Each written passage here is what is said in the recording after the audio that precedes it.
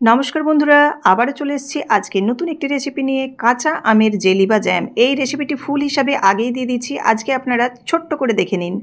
এর জন্য প্রথমে আমগুলোকে ছোট ছোট টুকরো করে আমি জল দিয়ে বেশ কিছুটা সেদ্ধ করে নিচ্ছি। জলটা একটু বেশি পরিমাণে দেবেন। এবার দেখুন আমগুলো যখন খুব ভালোভাবে ঢাকা চাপা দিয়ে সেদ্ধ হয়ে যাবে, তখন এই আমগুলোকে একটু নাড়াচাড়া করে নিচ্ছি। এবার কিন্তু এই যে জলটা, এই জলটা কিন্তু ছেঁকে নেব। এই আমগুলো দিয়ে নানা রকম চাটনি বা অন্য কিছু বানানো হয়ে যাবে। এই জলটাই ব্যবহার করে আমি এই জেলিটা বানাবো। এর জন্য দেখুন দিয়ে দিলাম পরিমাণ মতো চিনি। চিনিটা দিয়ে বেশ ভালোভাবে ফুটে গেলে যখন একটু ঘন হয়ে আসবে, তখন এর মধ্যে আমি সবুজ রঙের ফুড কালার দিয়ে দিলাম। এটা পুরোপুরি অপশনাল।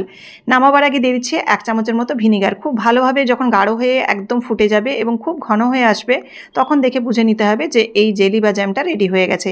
ব্যাস দেখুন কতটা সুন্দর রেডি হয়েছে। বাজার থেকে কিন্তু আর কিনে খেতে হবে না এরকম জেলি আর জ্যাম।